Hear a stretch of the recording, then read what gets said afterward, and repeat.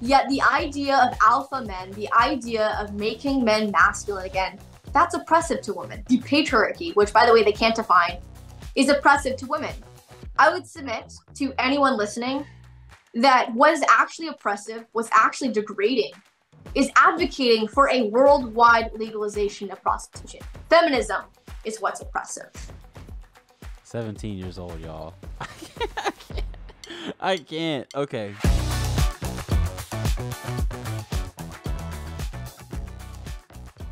What's up, guys? Welcome to Let It Be Heard, where we are doers of the word, not hearers only. I'm your host, Jaden Heard, and today I'm actually going to tell you guys how I became a conservative. You're going to want to watch that. A lot of you guys have been asking me to do this for a while, and I can't believe I'm like almost 100 episodes in. I haven't even done it. We're also going to have a very special guest, Hannah Faulkner, join the show. She's great. You guys are not going to want to miss that.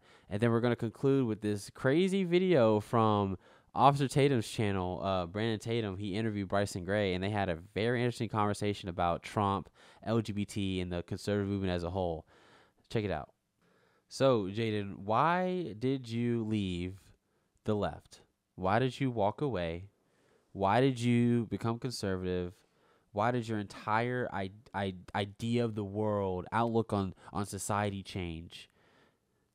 Well, I'm about to tell you. So, this is, I think we're 89, 88 episodes in now, and I've never told this story on this show. But where did I come from? What's the background of Jaden Heard, and how did we get to Let It Be Heard? How did I go from Snapchatting, I wish Donald Trump would die, to now not only being a part of a great media company that supports Donald Trump, but also making videos and speeches across the country, and my whole social media is just dedicated to conservative Christian content? Well, let's start from the beginning. Jaden Heard was raised as a leftist his entire life. I'm not going to speak in third person. I'm just going to talk about myself. I was raised leftist. You grow up black, it is what it is. You know what I'm saying? You just naturally vote Democrat. And the reason why is because Republicans are racist. That's what you're told, at least. And so I took this idea with me, and everywhere I went. And so I was scared of police for no reason.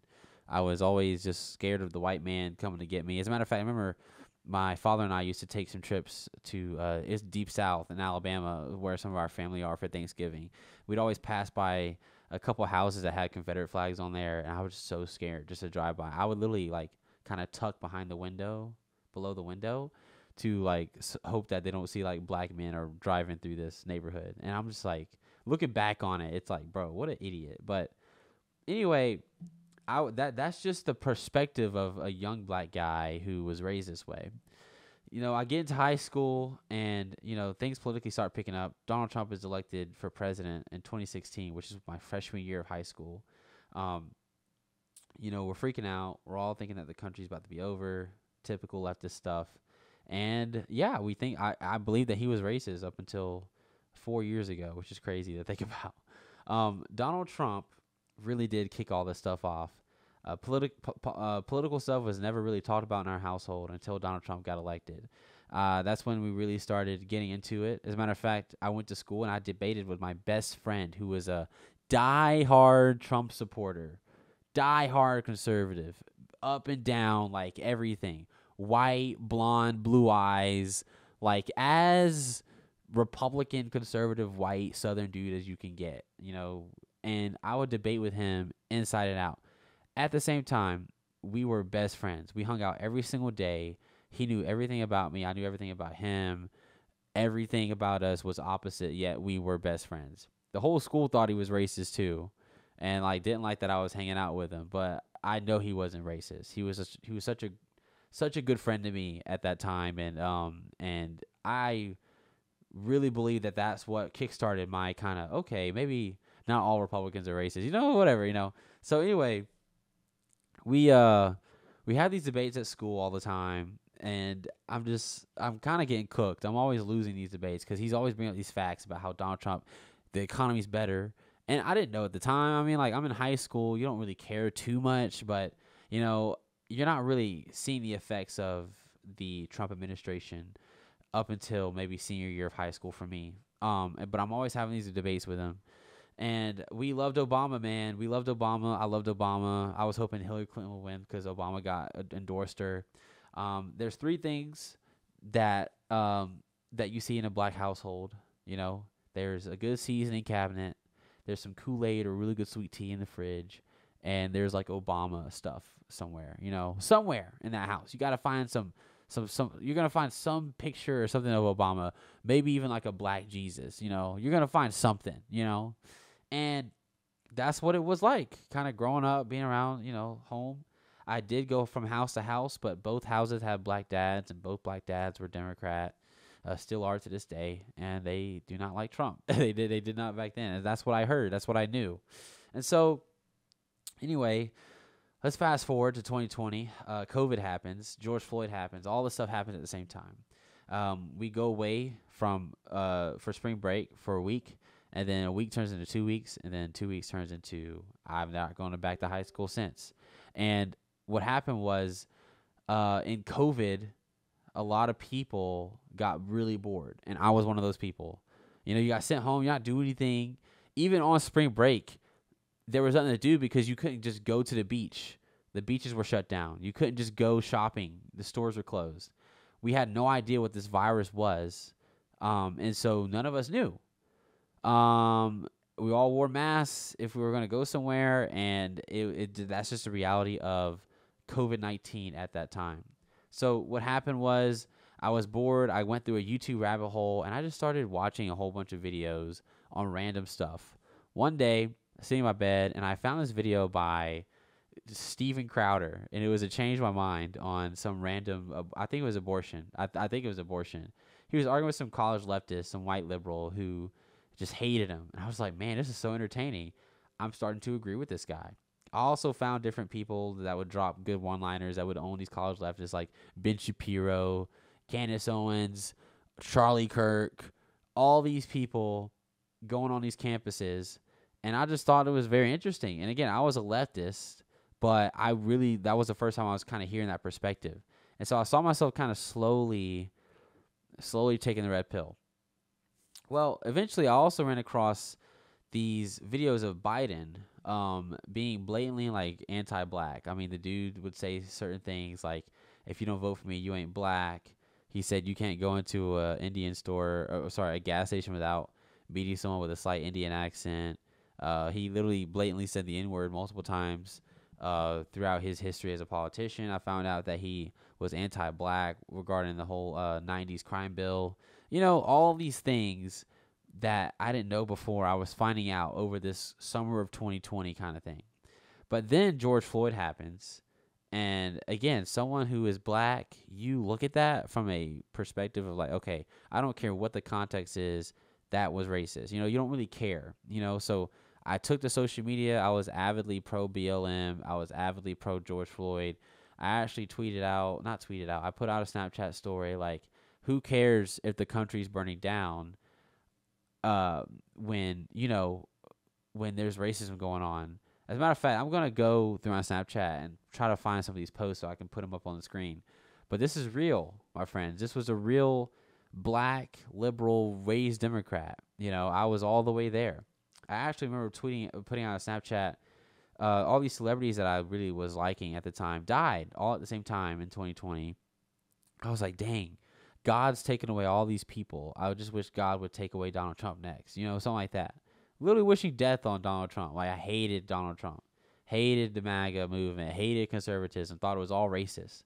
And this was the reality of it, If you guys haven't seen those pictures yet, yeah, that was me, And so, anyway, let's fast forward a little bit. I'm hearing all this stuff. I'm still watching videos. I'm still watching different clips, and it's just funny to me. And I'm slowly I'm also having a conversation with this guy named Lee, who's my best friend. And yeah, it was cool.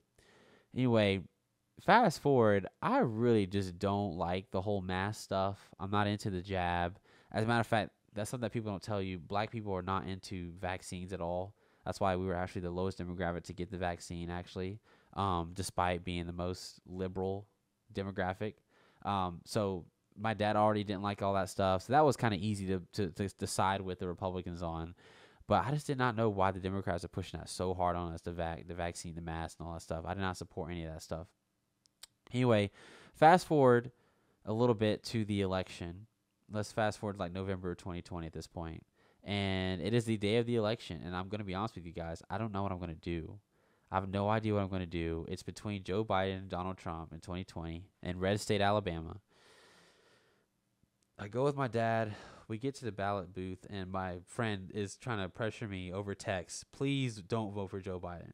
Please don't vote for Joe Biden. And I'm like, okay, fine. I don't know if I'm going to vote for Joe Biden. And I don't know because I still believe Trump is racist at this time.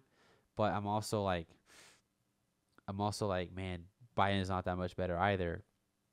And so I get to the ballot box in the ballot, and I get my ballot, I look at it, and I just stare at it. And I'm also kind of scared that my dad's looking at me because it's my first time ever voting. And I'm just hoping that my dad doesn't see me not vote for Donald Trump or not vote for Joe Biden, because that's what he did. My dad didn't take no time. He voted blue all the way down, So anyway, I'm looking to see if he's looking at me. He's not. He probably just assumes, oh, he's going to vote blue all the way down too. He doesn't ask to see my ballot. He doesn't ask if I need help with it. He just literally just assumed that I knew what I was doing and I was going to vote for Joe Biden. And he was going to leave it at that. And so fast forward a little bit, this is what I do. I'm going to tell you guys what I do, because I didn't want him to look at my ballot. So I was also scared of that. But also, I wasn't fully sold on Trump like that day. I wrote in Ben Shapiro because that was the main guy that I was watching. So it was kind of a waste of a vote, but I'm also in Alabama, so I knew it didn't matter. But I wrote in Ben Shapiro, but I did vote for a Democrat senator who I thought was really good. Again, this is the transition phase of a person who has been told something his whole life, and he is in the middle of a crisis, right? So I vote for, I think his name is Doug Jones. Terrible guy.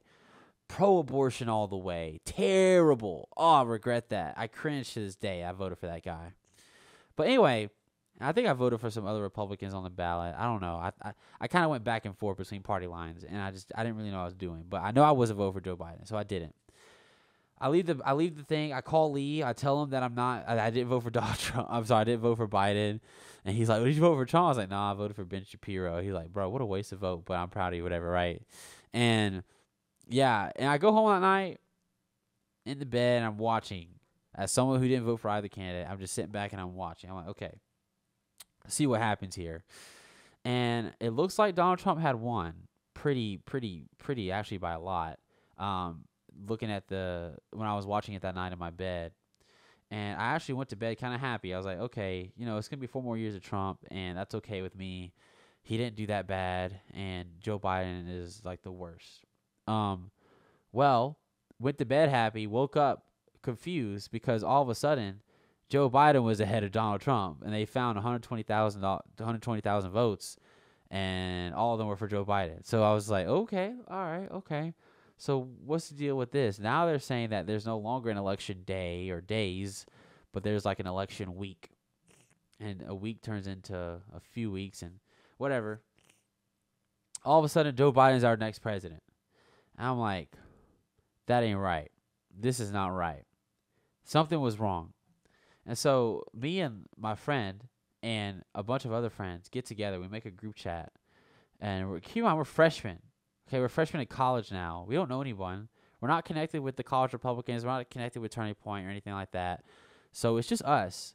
And we spread the message on our Snapchat stories. And we just start, hey, if you're a Trump supporter, come out this day. We're going to have a Stop the Steal rally. And I participated in this. You know what's funny, too? I just cringing, looking back on it. I was such a stupid, like, moderate or something. I don't know what you can call me. I was still leaning left because I was like, bring out all the flags you can to support Trump. Like, I was like, bring out your pride flags, bring out your leftist flags, your Democrat. Even if you're Democrat and you know that this election was stolen, bring that flag out. I'm like, bro, I would never want those flags at my rally. Dude, keep that abomination stuff over there. But that was just me. Then I was new. I didn't know any better. And Lee actually told me to chill out because nobody else supports that stuff. I was like, oh, okay, whatever. So anyway, we have the Stop the Steal rally, and it goes amazing. Hundreds of people come out, and I meet all these people, these students on campus that love Trump, love conservatism, whatever, blah, blah, blah, blah, blah. I see all the Don't Tread on Me flags. I see all the American flags. And that's the first time I truly felt accepted by every single person. Like, I was so embraced. Growing up mixed, you're like not white enough to hang out with the white, like, frat boys or whatever. You know what I mean? Like the preppy people. And you're not black enough to be in the ghetto. And so you're just kind of like in this in between where like you don't feel accepted by anyone. And I'm not trying to play the victim, but that's how I felt at the time. But at this rally that we had on campus, I felt so embraced. Everyone just loved me, and it was cool. It was really awesome. Anyway, that's where I also met a bunch of people from the Republican Party. There's actually a guy that ran for governor came out there and gave like a speech. I've never even met someone running for office, never, let alone a governor. Turning Point USA came out there. Some people from Leadership Institute came out there. Some guys from the Libertarian Party came out there in support of it. It was just really cool to see. People had driven down from hours to come to this random rally on Toomer's Corner in Auburn, Alabama, and I played a part in it, and I was embraced by everybody. That is what changed everything for me. It changed my perspective on white people, on this movement, on conservatism as a whole, and it made me realize that everything I had been told about these people is a complete lie. We went out for dinner afterwards, and it was just such a great time, and I remember it to this day. So fast forward, I get offered to Leadership Institute's Youth Leadership School, which is their political boot camp. They fly me to New Orleans. First time I've ever been on a plane. Well, actually, no, I take that back. I didn't fly out. I didn't want to fly because I wasn't comfortable with flying, because I had never flown a plane before. So I was like, can we just drive? And they said yes. So we drove. I did this conservative youth leadership school thing while I was still kind of left leaning, and then I just learned all this stuff there, and I was like, man, this is crazy. So then I start teetering to the right, and then I get invited to Turning Point USA's Student Action Summit in West Palm Beach, Florida, in 2020. Again, height of COVID, but conservatives do not care, and I didn't care either. We didn't have our masks on. We didn't get the jab, and I showed up to this conference, and it was crazy. I met all these, like, speakers like Madison Cawthorn at the time. I met like Donald Trump Jr. It was crazy, and I met all these conservatives, conservative women, and I was just like, man, this is lit. Like, this is lit, and it just gave me a new perspective. That's where I really got radicalized, because I was watching these speakers on stage, and I'm gonna post photos of my experience and stuff, but I'm just looking at all this stuff that's happening around me. I'm like, man, what have I been missing out on this whole time? Anyway, fast forward to that. Now we start. That was November, and that was also December. That was when both of those events. Now January 2021, I immediately get involved with Turning Point USA on my campus. That's where I find a conservative friend group on campus, and now I find myself, all my friends are conservative. They're actively involved too. That's where I really got into the conservative movement. From there, I ended up going to another Turning Point conference. I ended up being the events coordinator for my Turning Point chapter, and then eventually vice president, and then eventually president with Turning Point USA at Auburn. I ended up winning us the chapter of the year. I also won conservative of the year this past December, conservative student of the year, and that's like Turning Point USA's highest award. I think it was I forgot what it's called, the Campus Warrior Award. On top of that, I just graduated, but I just won the Leadership Institute's Conservative Student of the Year Award as well. So I definitely really went crazy as soon as I became a conservative. I also ended up being joining my Students for Life chapter, where I also got involved with Students for Life of America. I was a student. I ended up becoming a state action captain for the Alabama Students for Life Action committee, where we basically door knock, we go crazy, we lobby pro-life bills. But then I ended up becoming a student spokesperson, ended up getting on all this media stuff and doing all these interviews, these speeches everywhere. And basically, long story short, I went from someone who diabolically opposed everything that I'm doing now, and to some guy who's giving out speeches. I'm doing tours, I'm hosting speakers on campus, I have this show. while having people like Dr. Ben Carson, who I would have called a coon back in the day. Like I've had, like, you know what I'm saying? Like it's a complete 180, you know? Anyway, how I got this show was I was helping out a friend of mine for his campaign, a Republican campaign. He came and spoke to our Turning Point USA chapter. I then later on met him again at a March for Life rally in Washington D.C. Then later on, he ended up contacting me to have a show on this very network, and I was like, man, this is amazing. And so that's where this show comes from. You know, and I had actually already been praying about doing it. I had already came up with the name, the logo, everything I already had in place. I had already come up with everything, and I sent it to him, and he was like, "It's perfect." So then we got started on this show, and that's why I'm here. And yeah, you know, that was my very. I want to give more details, but I feel like I should leave some meat on the bone for maybe some future videos and stuff. A lot of crazy stuff happened between then and now. But what I am gonna say is that I'm very thankful for, you know, the people that poured into my life, regardless of what political beliefs you had. It all influenced me to get to where I am now. I want to say the first time I was canceled as a black conservative was, I think, 2022. I had a pro-life rally on my campus where we just rallied about abortion, and we had signs, we had music. It was a great time, and I posted it on my Instagram. I think it was my third or fourth political post, but it was actually like me actually like doing activist stuff.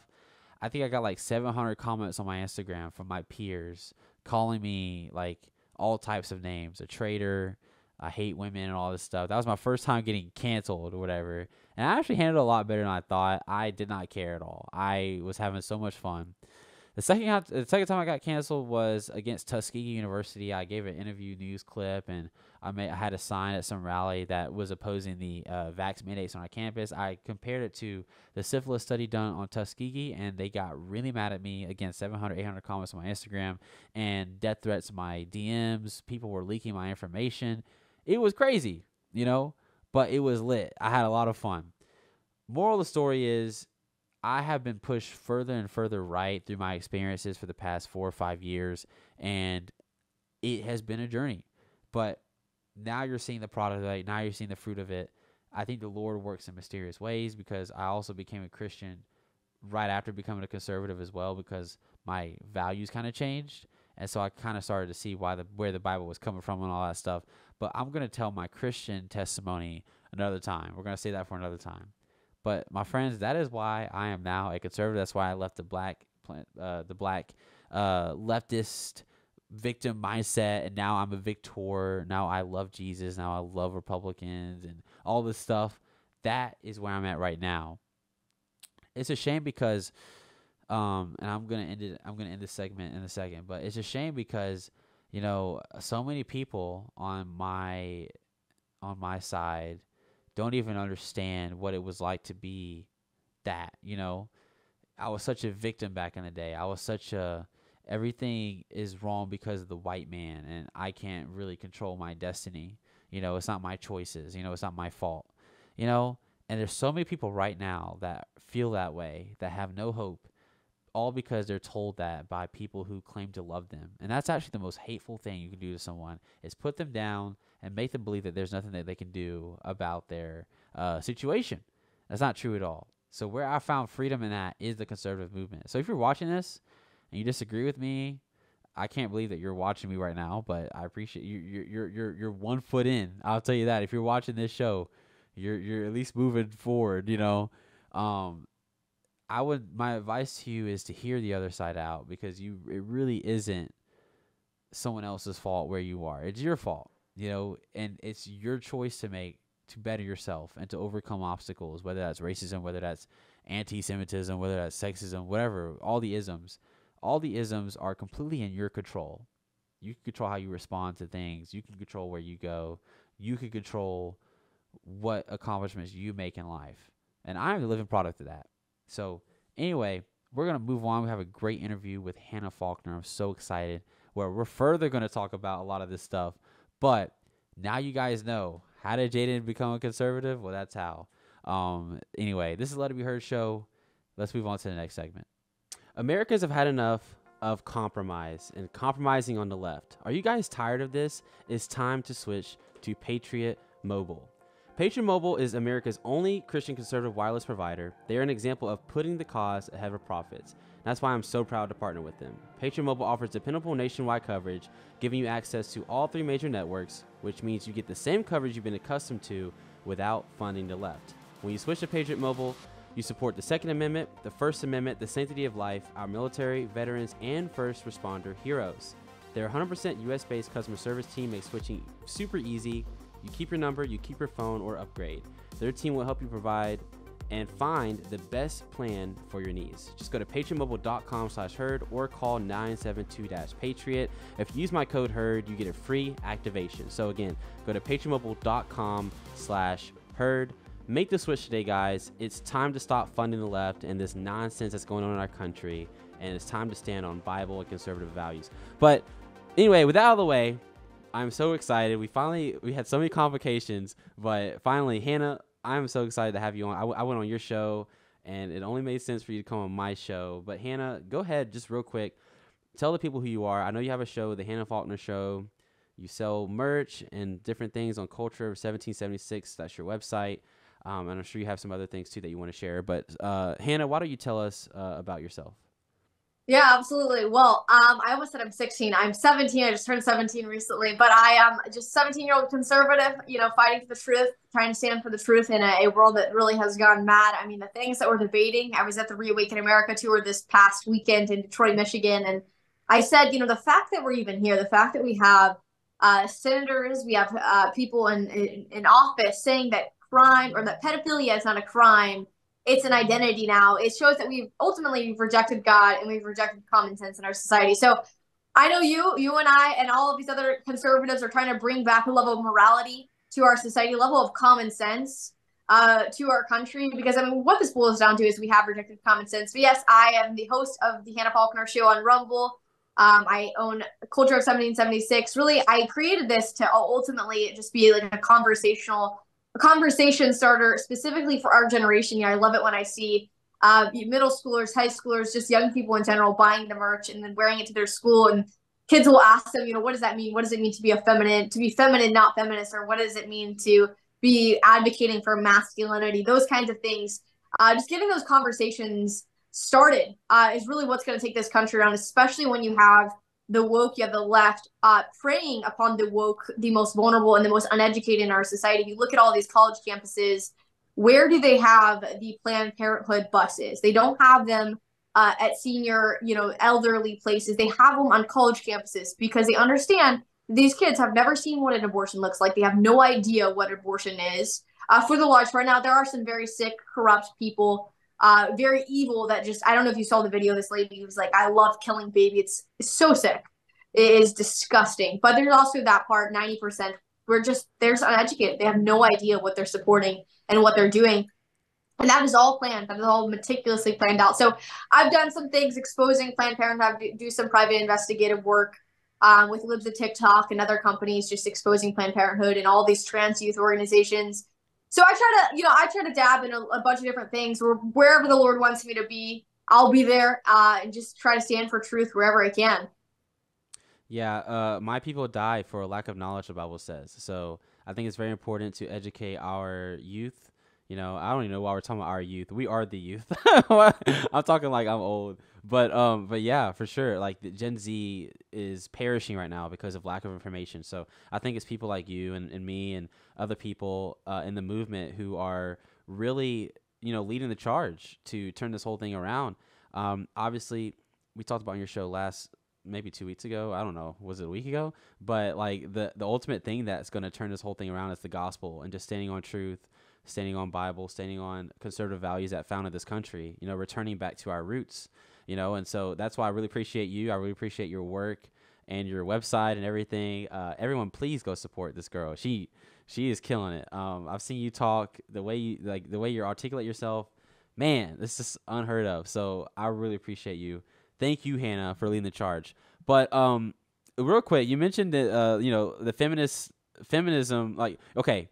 So a lot of people, there's like this thing called first wave feminism, second wave feminism, third wave feminism, whatever. And then there's like today's feminism. What does the shirt mean when it says that you're feminine, not feminist? What do you mean by that? Like these terms that we kind of use on the right, you know, how would you say that you explain that to somebody who sees that shirt?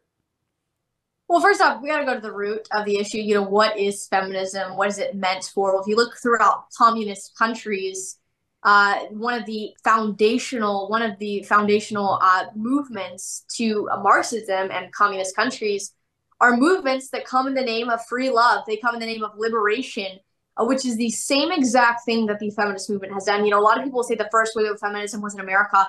The first wave of feminism was not in America. It was in Eastern Europe. Was led by a bunch of Marxists, a bunch of communists in the late 1850s in Eastern Europe.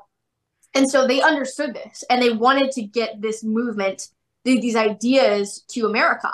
So then you have the second wave of feminism, the third wave of feminism in the 1960s and 70s. And now they call it kind of like the modern day feminist movement now or whatever. Regardless, you know, we've got one of the prominent feminist leaders, Betty Friedman. She was a part of the third wave of feminism in America. And she was a Marxist. She was a radical socialist. She was a part of the Young Communist League in college, and she applied for the Communist Party USA not once, but she applied twice. And I say this all the time. This should not surprise us when, again, history tells us that movements like feminism are foundational to Marxism. And why is it foundational? Because in feminism and these liberation movements, it is ultimately to prove that there is no difference between male and female. There is no difference between you and I. It is just a social construct, which now we see men and women's bathrooms, right? And if you go back even to the 1980s and 90s, I actually just had a woman, Monica Klein, on my show. She's a former sex educator for Planned Parenthood. And one of the key things that they did during like the whole AIDS, HIV pandemic, whatever was going on, this epidemic, you know, whenever, because like 90%, I could have the statistics wrong, but a large majority of those victims were people that were homosexuals, right? And so they wanted to make sure that this was not something that was just happening to gay people. It was normal, essentially.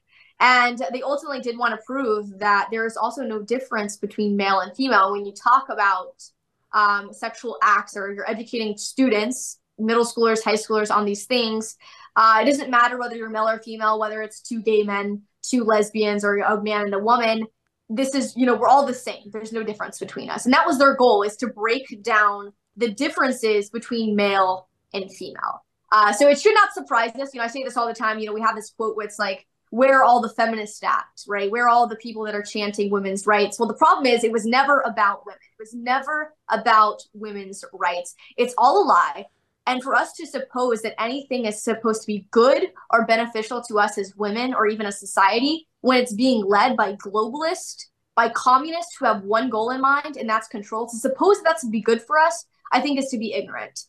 So if we look throughout history, we know that this does not work. It has nothing to do with rights. They come in the name of rights, but it's all ultimately about control. So I don't think it should shock us at all. It should not be surprising to us that we have men and women's bathrooms today, when history just tells us it's all a part of the plan, it's all a part of the agenda.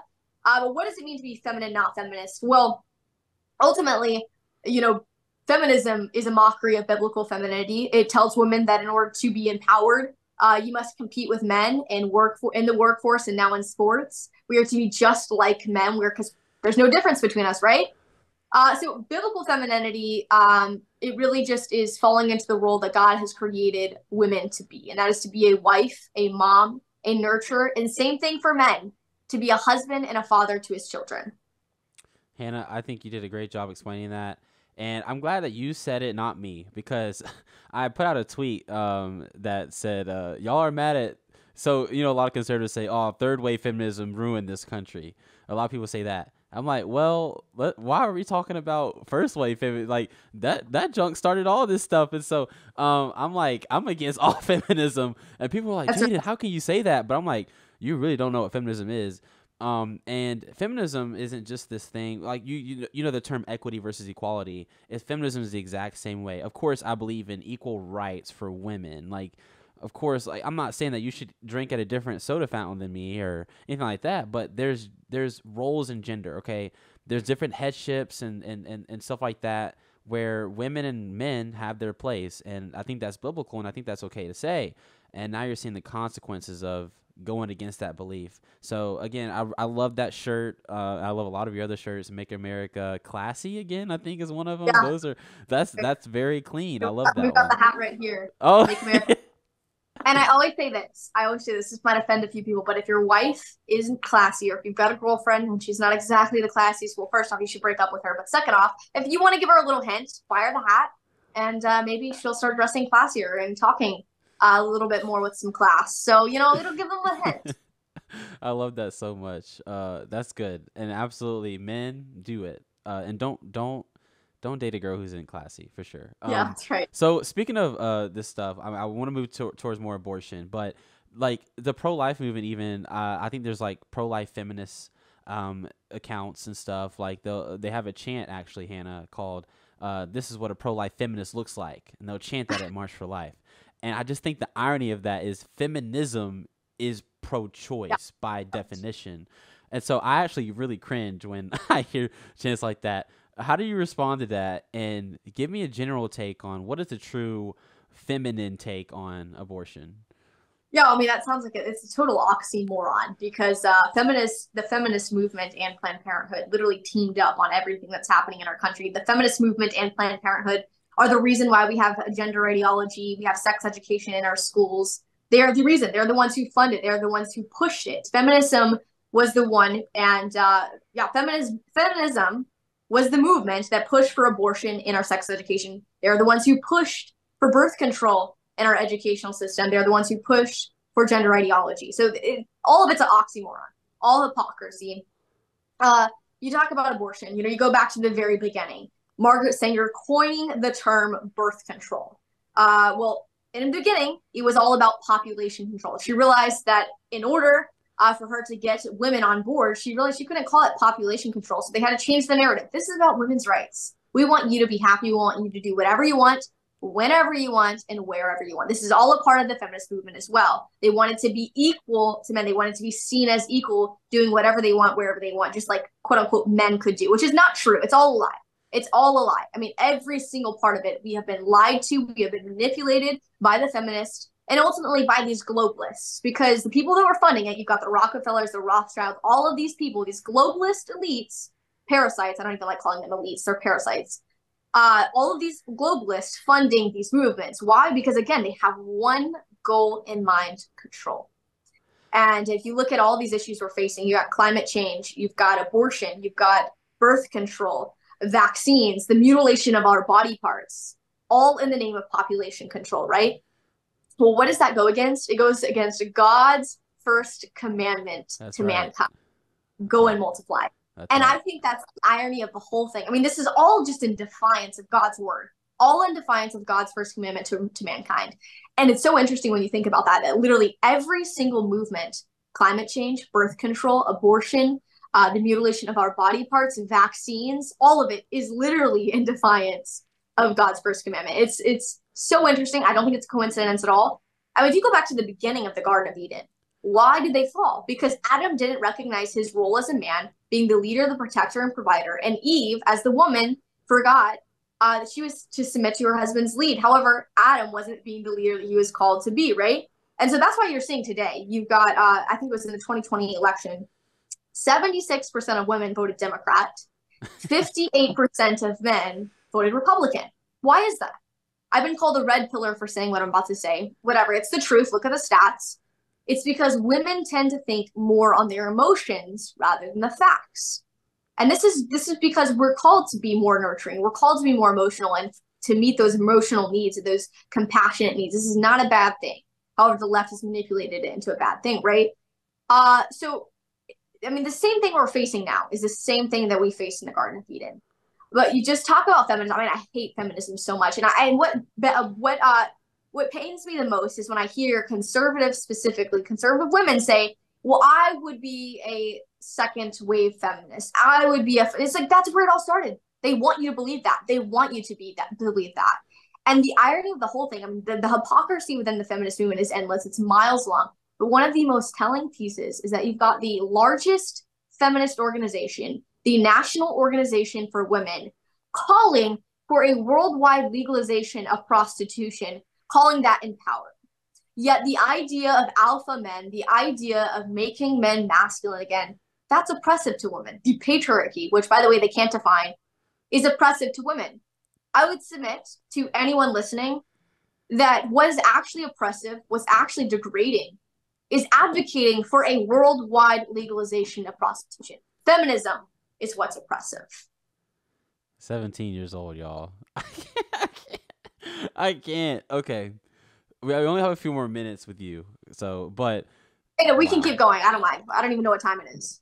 It's 2:55, but keep going. We can go longer. Okay, a little bit longer. Okay. Well, Hannah, man, I don't even. I had a lot. Okay, how about this, Hannah? Let me push back a little bit. How about this? I'm gonna play devil's advocate because you're speaking a lot of truth, and I love truth, and it feels too good. So I gotta push back a little bit. I agree with you, but let me push back. But Hannah, didn't feminists give us didn't they give you the right to vote? Hannah, isn't it a good thing that you have the right now to own your own property if you want? Even if you want to get married, at least you have the right to do that. You couldn't even own businesses back then, Hannah. You had to follow your husband, and sometimes you had to stay with your father and stay at home until you found a husband. Hannah, it gave me the right. It gave you the right, Hannah, to do whatever you want. So, isn't feminism also a good thing? It gave you the right to vote. Don't you want the right to vote? Stuff like that. You can drive and all that stuff. Hannah, what do you say to people that say that? What about that, Hannah? Hey, you know what? I love that question. I'm actually in this documentary right now, and they ask me, they say, don't you think that your position is hypocritical since you have a business, you have a podcast, you're doing all of these things, you're writing articles, getting on, different podcasts, you have your own. Don't you think it's hypocritical? Because if it weren't for feminism, you wouldn't be able to do that. And I say, exactly. If it weren't for feminism, I wouldn't have to get on a podcast and say, there are only two genders. You can't change your sex. Marriage is between a man and a woman. You know what? I wish I didn't have to travel the country and speak the most basic principles of life. I wish I didn't have to get on a podcast with you right now, Jaden, and even be able to I wish I didn't. I wish everybody just recognized that men are called to lead. They're called to provide. They're called to be husbands and fathers to their children. I wish women would recognize their role as a woman.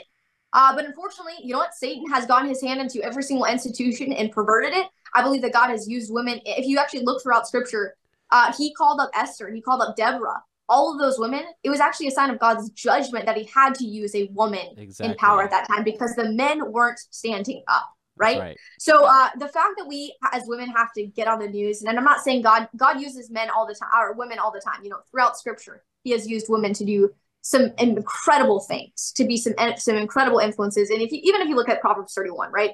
This woman, Proverbs 31 woman, she was a business owner. She was an entrepreneur. She was out in the fields gleaning, getting the wheat. She was doing the things, she was up before the sun had come up, right? She was out there working, providing, helping her husband. She was, had dinner on the table. She was there. I mean, everybody in the city knew her. They knew her name because of how amazing and submissive she was to her husband, but also just how helpful she was to her family, right? And ultimately, the feminist movement is very selfish. I'll say this. All the time people will say, well, what does the man have to do? Well, the man has to get up every single morning if he's doing what he's called to do. Get up every morning, regardless of how he feels, get to work, provide, lead, and protect his family. That's what he has to sacrifice his dreams. He might want to go outside and play football with his friends or watch TV all day, but guess what? He can't. He has to lay down his own desires, go out, work, protect, and provide for his family. So both parties are going to have to lay something down, right? So ultimately what feminism is it's just selfishness is what it is. Let me tell you why these... Go ahead. Let me tell you, yeah, I'll let you get back to that, but let me tell you why these women won't submit, Hannah. And a lot of these women don't want this role because men nowadays are not worthy to submit to. 95%. From a guy's perspective, I got a lot of friends, Hannah. I would not let my daughter submit to him. I'm just saying, I got a lot of friends. I know a lot of people from high school that I went to college with. They have no business leading a woman. I would rather that woman, I'm going to be honest, I would rather that woman just own her own business, do her own thing than submit to a lot of these men. And that is a big issue feminism has caused though. Because these men, nowadays, like you have another sweatshirt. says masculinity, right? And I'm just like, masculinity has been so villainized, so now men are no longer masculine. You know, you need to make man masculine again and not submit, but accept that role. You know, step into that role and be proud of it. But not many men are. You know, and so a lot of these women, they have no place to go because they have no man to guide them to. You know what I'm saying? And so ultimately, like you said, a lot of these women are so caught up on their careers. They're so caught up on being a boss lady, on their feminist stuff or whatever. And like you said too as well, they don't have the capacity to lead and do all these things. Deborah and Ruth and all these wonderful women, they're exceptions to the rule, of course. But that doesn't mean that you use the exception as the rule, right? And so men really need to step up, first of all. Fathers need to raise their boys to be men, first of all. And these mothers need to submit to their husbands so that the man can take on that leadership role for that little boy to look up to. But now you're seeing fatherlessness rates are so high, 70% in the Black community at least. And like now you can't even have a two-parent. Like you have to have a two-income household. Like the man can't make his own money and provide, like stuff like that. All that stuff combined creates this whole thing, like you said, where the feminist movement kind of won the battle so far, at least. Whereas you kind of can't have like a traditional family unit in the modern day America for some reason because of all those factors. I haven't even touched on other things, but all those things combined, it's kind of hard to do all that. What do you say to that? Yeah, I completely agree. And the end goal is to break down the family. That is the end goal of the feminist movement, is to break down the family. Because if you can break down the family, if you can enslave and trap and control the family unit, which is the building block of a society, then you've got the whole country. You've got it all. That's it. Break down and control the family, and you've got it all, right? And so the goalists, the communists, they fear one thing: strong, godly, structured families. And that is why Christian families are under so much assault, so much attack today in 2024, is because that is the one thing that the globalist and the communist can't control. I mean, if you look at all these, for instance, Donald Trump, right? Whatever you want to say about him, I do believe that God has anointed him for such a time as this to speak the truth and to be a vessel. He's not perfect. No man is perfect. Look at David. Look at all the things he did. I mean, he literally committed adultery with Bathsheba and had her husband put on the front lines to be killed to cover up his sin, right? That is just one example. I mean, you look at Song of Solomon, Solomon, you look at so many men in the Bible. I mean, they were imperfect men, but God used them in mighty ways. Same thing with Donald Trump. And I'm not trying to idolize him at all. I'm just saying he's under so much attack. And the reason is because the left, the communists fear him, because they know they can't control, and they know that they cannot control strong, godly, structured families. And that is why it is under so much attack today. And, it really is sad to see. I do want to say this, because you've got the two movements. You've got the alpha male movement, and you've got this boss babe movement, right? You talked about it earlier. And I'm all for alpha men. I'm all for making men masculine again. However, the alpha male movement has become into this movement where, for instance, Andrew Tate, like some of his ideas, by large, he's a big hypocrite, because if you want to say, yes, make men masculine again, but a real alpha masculine man is not someone that lacks self-discipline, lacks loyalty, that lacks self-control, and can't commit to one woman for a lifetime. That's not a masculine man. Actually, sir, you're a beta soy boy. You're just as bad as Dylan Mulvaney and all of the others. Maybe just with a little bit more level of morality, right? Yeah. So, I mean, we've got these two movements. Then you got the boss baby movement where it's like, I don't need a man. I can do whatever I want. I am independent. Get out of my way. I can do this. And really, these two movements have completely destroyed, and they come in, and it seems so good. Like, even Christians have seen like, oh, well, this alpha male like movement, like that's understandable.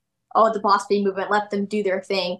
So ultimately what it comes down to is the church has silenced themselves, because we're the church. We're supposed to be the forefront of America. They can do whatever they want, but we allowed them to silence us. We allowed communism. We allowed Marxism into our churches, and we have refused to speak the truth. I mean, churches, thousands upon tens of thousands of churches shut down during COVID and didn't stay open, while bars and strip clubs stayed open.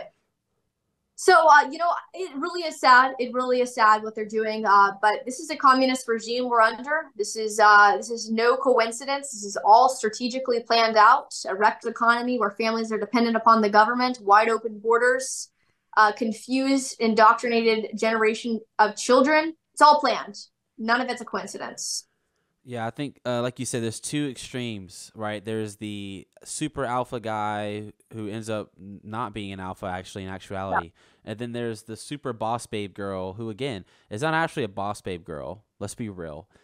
She's just insecure and she's misplaced her role. Let's be real, because why is she so caught up in being this boss babe girl that she has to prove everybody wrong? That shows a certain insecurity. Whereas I think the best answer is the middle, and it's really the gospel, right? And what God has set for both man and woman.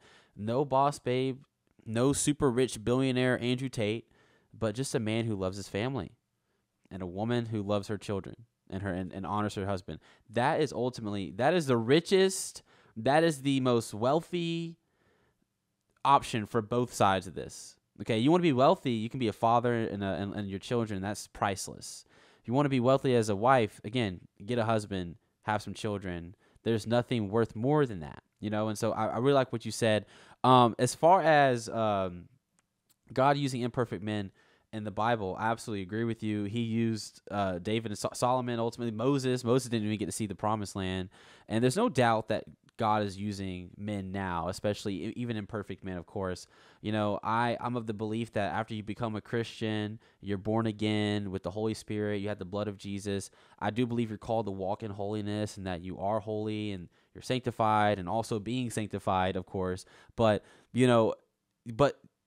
ultimately, I think for you to have the Holy Spirit, experience all this, and have God literally living inside of you, you have the blood of Jesus, why would you as a Christian withhold that from other people? My biggest pet peeve in the church right now is this lack of evangelism that's going on in our country, which I think is causing a lot of this mess. Sin is the issue. If we dealt with the problem of sin first, then we wouldn't have to worry about the rest of this stuff. Sorry, y'all, it got cut off there. But anyway, what we were talking about was, obviously God uses these men and the church needs to be used to really evangelize, and we need to deal with the problem of sin. Hannah, what do you say about that? And just give us some last thoughts on that. Yeah, absolutely. I 100% agree. I mean, the reason I do, for so long I said, and I agree to an extent that you don't have to be a Christian to recognize that these things that are happening are wrong and evil.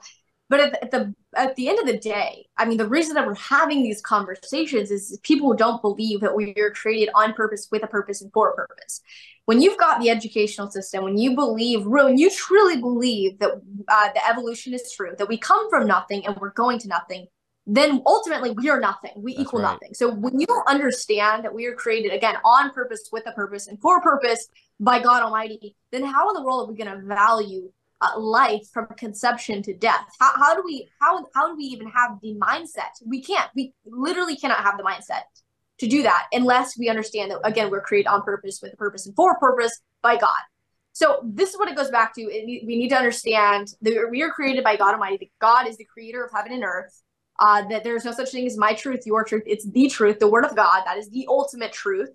Objective truth does exist. And so this is what it boils down to, is we have rejected God. We've rejected morality from our society. We have lost our roots as a nation. We are a nation founded upon Judeo-Christian principles and values. We're not a theocracy, because a theocracy ultimately has no freedom. There is no there's no freedom in a theocracy. You go to Saudi Arabia, there's no freedom. Iran, no freedom. Both of them are both theocracies, right? So we got to get back to God. I mean, we've got to have a move of God. If we really want to turn this ship around, we have to have a move of God, a revival like we've never seen before, repentance, turning from sin, turning from evil, and getting back to our roots, getting back to the word of God, the gospel. That's what's going to turn this country around, really. And yes, I do believe we need to elect Donald Trump, but he is just a piece of that. He is just a piece of turning back this country. But ultimately, it's God that's going to turn this around. Amen, Hannah. Where can people find you, and any last thoughts in general? Yeah, well, again, the hats. I have another shirt actually here with me right now. Make Men Masculine Again one, and then we have a red one that's Oh, like the MAGA got the Hard Times Create, the quote, the quote, I can't even think of it right now, but it's the strong men create good times create soft men. Soft men create hard times. You know what I'm saying, that quote. Yeah. I don't know, it's getting all jumbled up in my brain. But culture1776.com is my website. Or if you want to get the hats, it goes to the same place, but it's makeamericaclassyagain.com. Instagram, I don't know if I said that, Hannah Faulkner 1776. Twitter, I guess now they call it X, Hannah F 1776. And then my show on Rumble, it's the Hannah Faulkner Show. You just type it in online. It'll take you directly to Rumble. And I think that's it. What else? Oh, I have a Substack. I think it's just like Hannah Substack, where I write articles as much as I possibly can. So cool. We will have all of Hannah's stuff in the description, so make sure you guys go check that out. Hannah, thank you so much for coming on my show. It was an honor to have you. I love your stuff, and I am honored to support you. And just any way I can help, you let me know. So anyway, guys, that was Hannah Faulkner. Thank you guys for tuning in, and let's move on to the next segment. All right, guys, we got this video between Bryson Gray and Officer Tatum actually kind of going at it a little bit. They disagreed on how Christians should vote this November. I'm really intrigued by it, and I think you guys are going to really find my response very interesting. Check it out. Against people who criticize and say, Bryson, you claim that you're a Christian, but you support Donald Trump. Well, I don't support him anymore because of that fact, but typically when somebody is criticizing you for supporting Trump. And hold on. I want to make sure I'm clear on this. You say you don't support Donald Trump. We got to talk about that. So no, sir. You don't support Donald Trump at all anymore. You want would you vote for him? I'm voting red down a ballot in Tennessee, but for the general election, I'm probably gonna write in somebody. You got to tell me how that occurred. So I want to hear more about that. So because of certain LGBTQ issues or something that Trump did makes you where you will not vote for him. It's not even just the LGBT thing, because he was teetering the line with that even beforehand. But it started with the jab, and then I feel like that opened my mind. Pause so the it thing real with quick. Trump. Yeah, so Bryson dropped a little bombshell for y'all. If you guys don't know Bryson is a Bible rapper. And then Tatum, he's really good as well. He just lost up at Turning Point USA, Blexit. And they're having this conversation. I saw this, and I was like, I knew I had to react to this because this is going to create a lot more divide than you guys think it will. Not necessarily in a bad way, but it's going to start this conversation going, whereas can a Christian really justify voting for what Bryce is about to say? And I think he has a lot of good, interesting things to say. A lot of the comments on this video is very harping on Bryson. A lot of y'all going Twitter, y'all are going crazy on Twitter over Bryson's comments that, what he's about to say. I think a lot of black conservatives need to have this conversation, and Christians as well. Whereas, where do you stand with Trump on the ballot? Now, for me, I live in Alabama, so already I feel like I don't even need to say much because I live in Alabama. It's a red state. Trump's going to win it, easily. Flying colors, right? Where I would probably have an issue with is living in a swing state in this issue. I would be, really considering, man, I don't know. But we're going to listen to what Bryson says and what Tatum says. They're going to go back and forth, and we're going to see who we agree with more. Go ahead. I feel like so many people lie on Trump, and they still lie on Trump. That makes me think everything I disagree with is a lie about Trump, rather than looking and saying maybe this is legitimate. And after the jab, Trump sort of lost that. For me, he lost that bulletproof vest, where it's okay, now I'm actually looking to see what's going on. And the jab was so bad, it's still bad. That's how crazy the jab thing was. And then you toss that in with the LGBT. He hosted. People don't even understand this because he didn't promote it that much, but he hosted LGBT parade, not a parade, but a gala at Mar-a-Lago to celebrate a Joe Biden policy it was codifying the same-sex marriage law or whatever. And it was to celebrate that policy. And Trump spoke and said he's going to do everything he can for the LGBT community. And then, even recently, he just held a fundraiser for with the LGBT, his wife Melania, for the Trump campaign. And then they're hosting another one. Again, and to me, that's just so disrespectful. Yeah. And then the abortion issue, which was really the last straw for me. because he used to be more pro-choice. Then he said being the president make him become more pro-life. And then the people don't remember, he said literally on the town hall, a CNN town hall, that women that get abortions should be punished. So basically saying it should be illegal. And then he went from that to now saying that people like yeah, pause it real quick. Yeah, I mean, it's obviously like where he stands on this issue, and I feel like this is the biggest, but I feel like it's the biggest issue.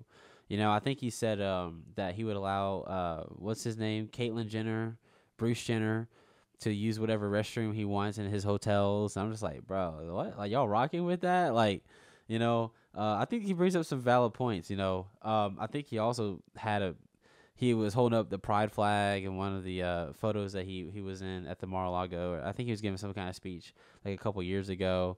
And yeah, it's kind of like an L, bro. I don't see how, as a Christian or conservative, you can support something like that.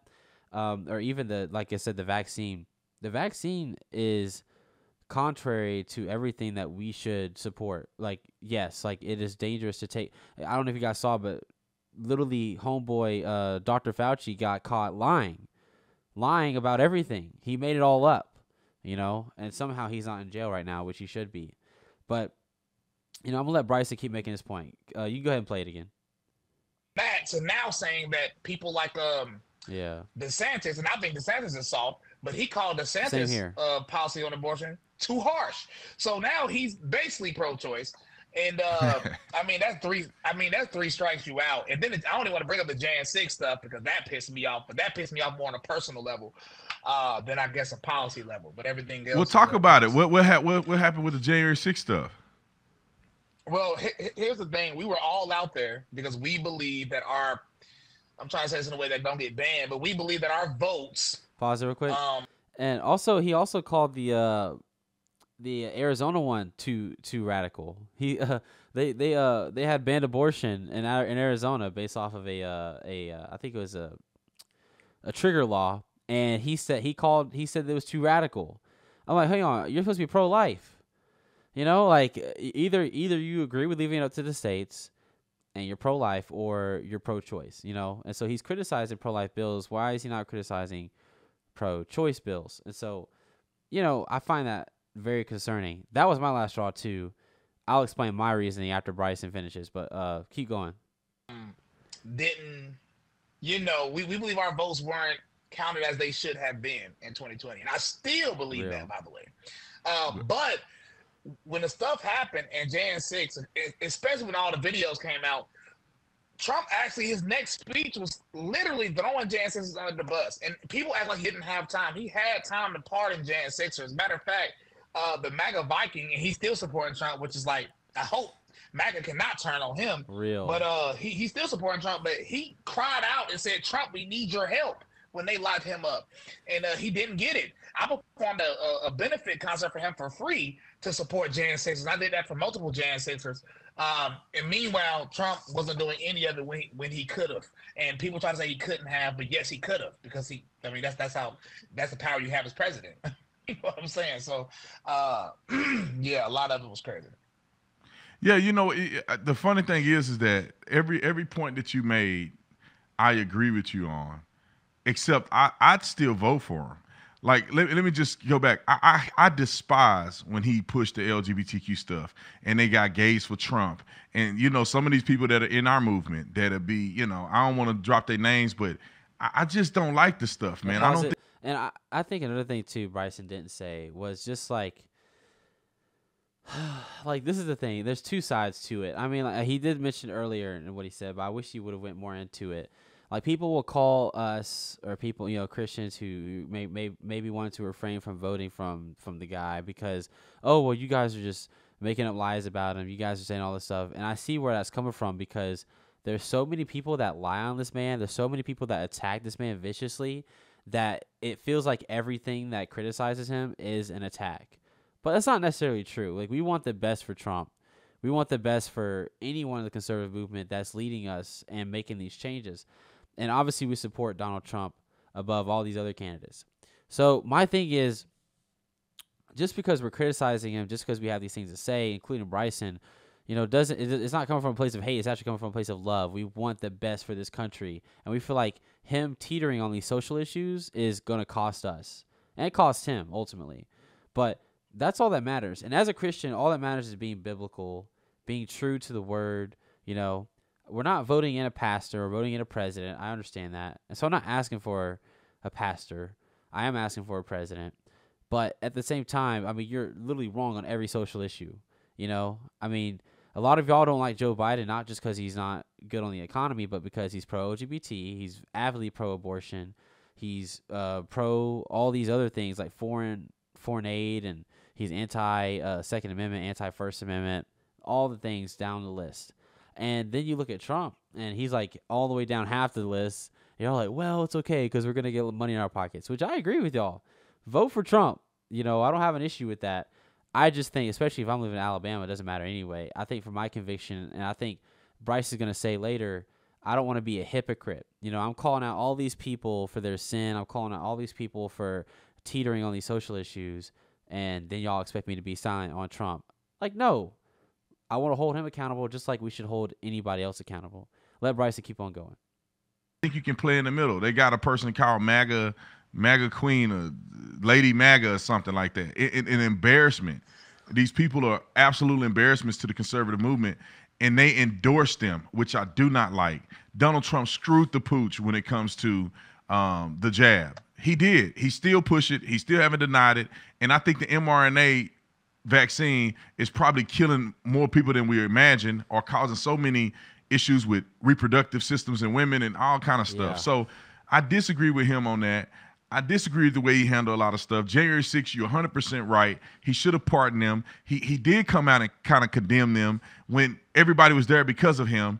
But at the same time, I look at these devils who are Democrats, and I look at the Republican Party, and I say, I may not agree with everything, but I may vote for him. Bryson, hold on 1 second. We're getting ready to go to the break. I'm running out of time. I got to have you back because I want to finish this conversation. Ladies and gentlemen, y'all hold the phone. Bryson Gray and I'll be back after the break. I have Bryson Gray back with me. Bryson, how do people follow you on social media? Instagram, Bryson Creates. Twitter, if you like controversy, at Real Bryson Gray. And Bryson Gray on YouTube and BrysonGrayMusic.com for support. And I have some more stuff I want to talk to you about, Bryson, because I think Brandon Tatum brings up a lot of good points. He's 100% right. I mean, Trump is the better candidate by every metric, not even close. As far as the economy goes, I think Tatum makes a great point, and that's why I don't criticize anybody when they say I'm voting for Donald Trump. I don't speak out against people who do that because I'm right there with you. You know what I'm saying? But this is where I err on the side of Bryson. I'm like, man, I don't know. Like, I think Bryson lives in Tennessee, so his vote doesn't matter anyway. Again, mine doesn't matter as much either, so I can easily say, okay, I don't have to do this if I don't want to. Where I will admit to y'all, where I would be hesitant would be the swing state. You know, thankfully I don't live in a swing state. I don't have to make that decision. Just like, yeah, you know, there's like, you know, I'll admit that. But, you know, it's a lot easier for me to say, I'm not going to do it versus someone in a swing state, you know. And so that's where I'm at, like with my head and Bryson as well. Where like, you know, we support conservatism. We are conservatives. We support MAGA. MAGA is bigger than Trump. But ultimately, we have made this decision based on all of these non-negotiables that we have for voting, which is abortion, LGBT, and all this other stuff. Anyway, we'll let it keep going. Like I said, I think we agree on all this stuff. Stevie Wonder can see that Trump dropped the ball in a few areas, even more so than what we're talking about right now. The only difference is I look at the landscape and I say, if Joe Biden gets back in the office, every single thing that we complain about Donald Trump doing right now, and the whole LGBTQ, the election stuff, the Jan 6ers, I mean, you name it, Christianity, all that stuff is going to get extremely blown out of proportion and worse if Trump don't get in. Do you agree with that, or you see it differently? In some cases, yeah. In some cases, no. I think we have enough information from the last three presidents to understand where things are going, it's socially or economically. So economically, I believe things will get worse when Biden is in office. Socially, I think it's already getting worse. It got worse when Trump was in office, and it got worse than that when Biden was in office. It's gonna get worse because no president is stopping it. So under Obama, like this is an objective fact. Now, when I say this, I'm not saying that it's because of the person. I'm saying that this is a fact.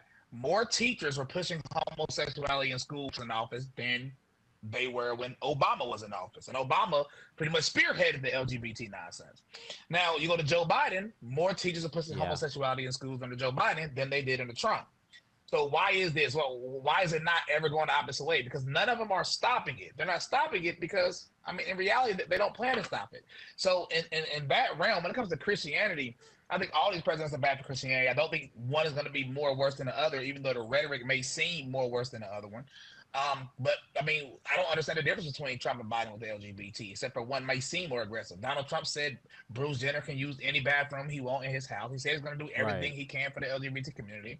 I mean, it's just the same rhetoric Biden used. Now, economically, you are correct, which is why I do not get mad when Christians say they're still vote for Trump. I had a conversation with about this with Corey Yeshua, because economically, Trump is clearly the better option. I mean, there's no, but for me personally, I'll cut off family members for less than what Donald Trump did. I'll call out Chris Evans for less than what Donald Trump did. I called out Lecrae for just not answering a question correctly in a TV interview.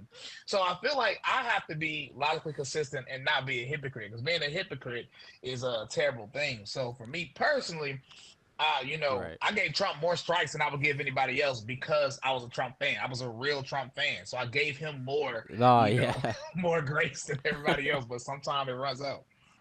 Right, but wouldn't it be this? This is the way I look at Trump, right? Because I don't really know him personally. I like him. I don't like none of the stuff that we said that we had both agreed that he had done. But when I think about the vote, I'm thinking about not voting for a person, right? Trump is not necessarily to get my vote. America is getting my vote. Pause it. He's just I 100% like, bro. I've given this man chance after chance after chance. I'm just like, dang, bro, like. What do you want from me?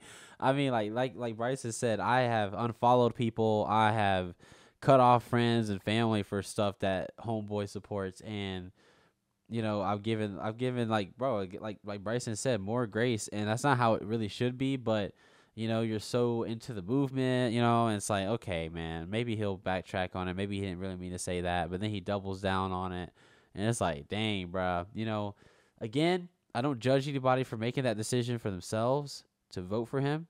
I support you in that. It's just for me, bro. I don't know. I don't know if I can get myself to say to do it. I think Officer Tatum right here is about to maybe put some pressure on Bryson. Let's see what happens. Right, but wouldn't it be this? This is the way I look at Trump, right? Because I don't really know him personally. I like him. I don't like none of the stuff that we said that we had both agreed that he had done. But when I think about the vote, I'm thinking about not voting for a person, right? Trump is not necessarily to get my vote. America is getting my vote.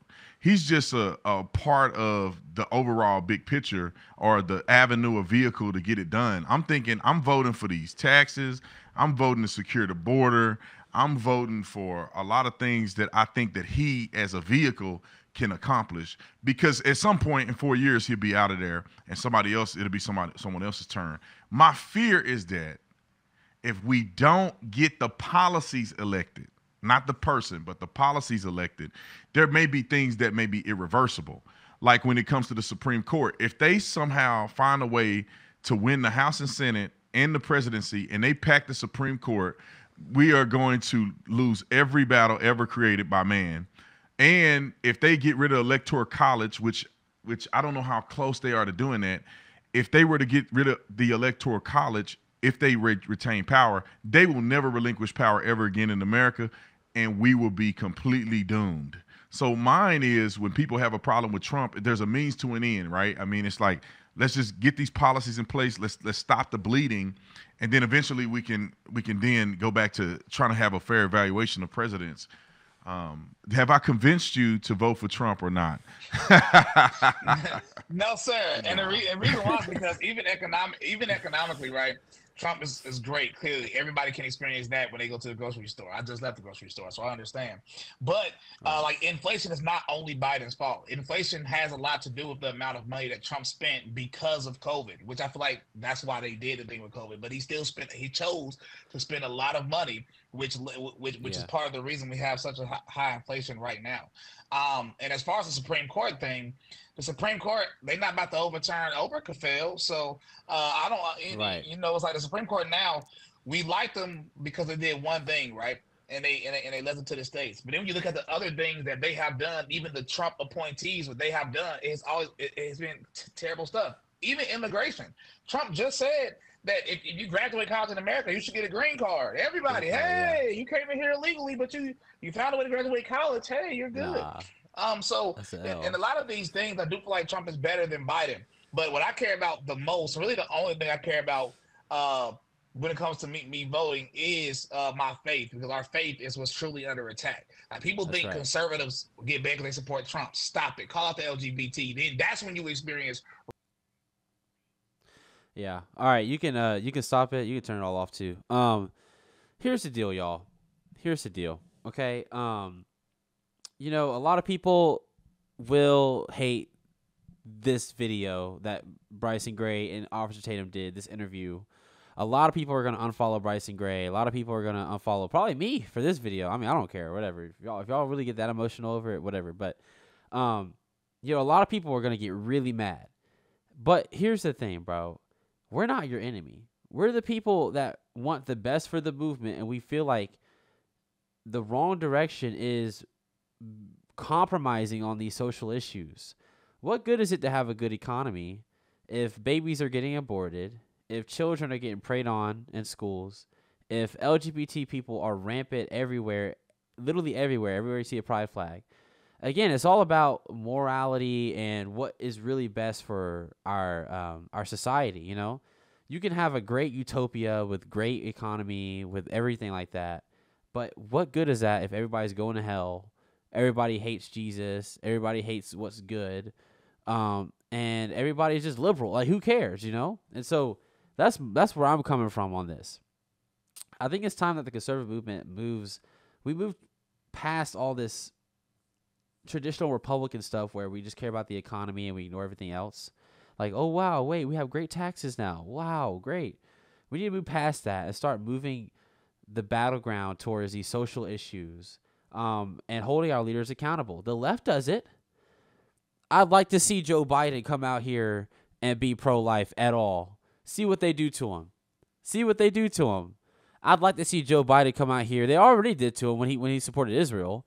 The Palestine people might cause him to lose that election, which is great. I would love for that. But literally, if you're a Democrat leader, you cannot compromise at all on the left, or they will kick you out. Look what happened to RFK Jr., right? Look what happened to, what's that girl's name? Tulsi Gabbard, right?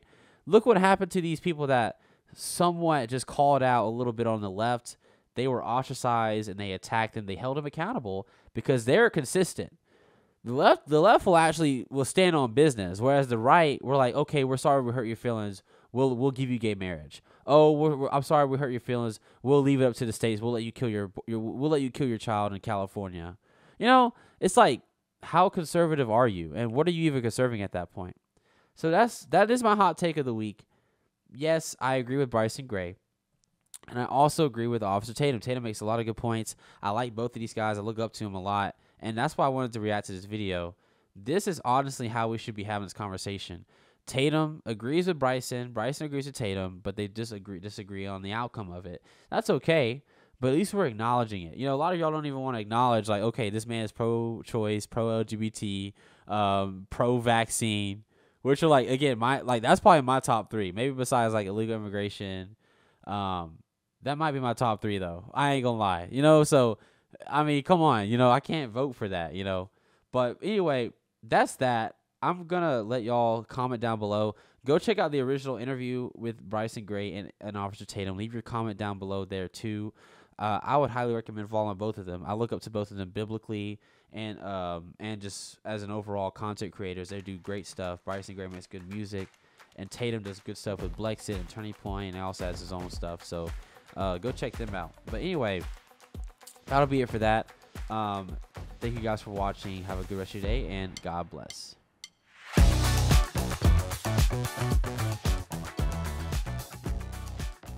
Thank you guys so much for watching this video. Be sure to check me out on Instagram, TikTok, and X. And be sure to hit that follow button and that join button if you're here on Rumble. It'll take you over to our local channel where you can further support the show and get access to additional content. If you're on YouTube, hit that subscribe button and that like button. And if you're listening on Spotify, Apple Podcasts, whatever you're listening on, give us a 5-star rating and share with your friends and family. Again, thank you guys so much, and God bless.